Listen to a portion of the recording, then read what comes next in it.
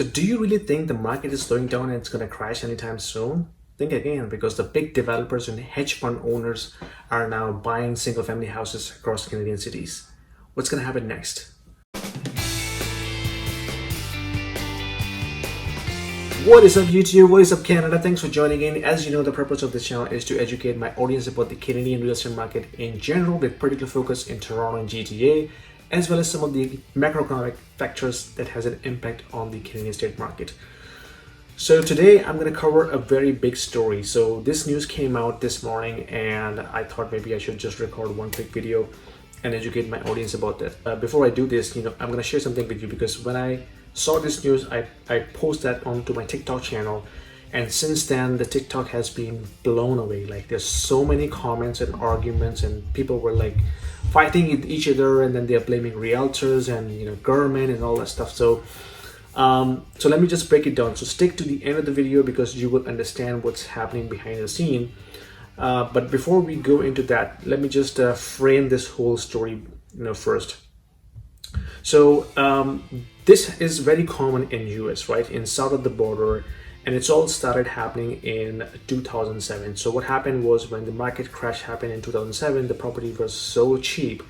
The big corporations like hedge fund owners and big developers, they basically purchased those properties at a very cheap price, and then they converted them into rental units. They still own those properties, and now they're basically running as a rental business. Now in Canada, we only saw that happening in condo market, because in condo market it's common, big corporations, hedge fund owners, developers, they basically purchase the entire building and they run it as a rental business. So each unit is a rental unit, so they rent it out to the tenants. And it makes sense to have this in a condo market, because condos are basically a temporary residence, right? People typically do not think about living their entire life in condo, right? They move into a condo, or they purchase condo, or they rent it out in a way that they think about spending like maybe 2, 4, 6 years, and then they move on, right?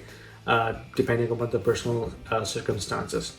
But single family homes, this is something different, right? This is a dream of a family. You buy a single family home, or you move into a single family home in order to raise your family, in order to build your family structure, because that's where the families are basically grown, right? This is basically a shelter for a family in the long run.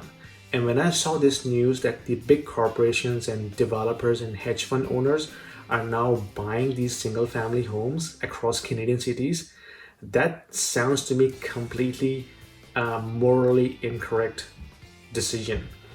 And I can tell you why. Because in Canada, we already know that single family houses, low-rise houses are very low in number already. Like, the developers have built so many condos in the last 10 to 20 years, and they built very less amount of single family townhouses, detached houses. So we already have very high demand and low inventory of low-rise single family homes. And now we are seeing that these big developers basically completely buying these properties. Sometimes they buy the entire project. So this is morally very incorrect. It's going to do three things, in my opinion. Number one, it is going to further inflate the prices, because when these deep pocket developers and hedge fund owners buy these properties, of course they don't care about paying something more extra, right? So they will drive the inflation, drive the prices up. Plus it will take away the right of ownership from average Canadian. So when all these corporations own these houses, then who's gonna buy? Nobody, right? Everybody will just rent. So it takes away the right of ownership from the average Canadians. Plus, it is going to push people away from property ladder, right? And then investors, small investors like you and I, who own like 1 or 2 properties here and there, and basically build this in order to for your retirement, we will not be able to stand against them, right? Because they will basically outplay us completely. It's like Amazon eating all those small retailers. So when Amazon was being built, we had so many small online retailers, with this whole huge Amazon empire. They completely destroyed the entire small retail industry. So this is going to happen, in real estate market as well, when these big developers and hedge fund owners with deep pockets, when they purchase all these single family homes across Canadian cities, then they will basically kill every single small investor and homeowner, because you cannot just stand against them in terms of competition. So that's why I'm trying to explain to my audience that this is morally very incorrect. I think it should not be should not be allowed. It should not happen, and either the government or the regulatory institutions should intervene and stop that. Like they do some check and balance in terms of who's buying it and what's the purpose of buying these small family homes, because they can just go and buy condos all day long. We don't care about condos, but single family home is something, it's a dream of a family. It's a dream of a family, so it should not be allowed, in my opinion.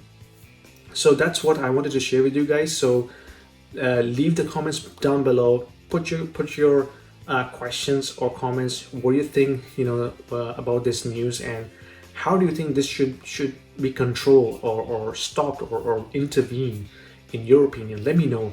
I will be more than happy to understand your point of view as well, and will help you to clarify my thought process as well. So until my next video, I'll see you. Take care.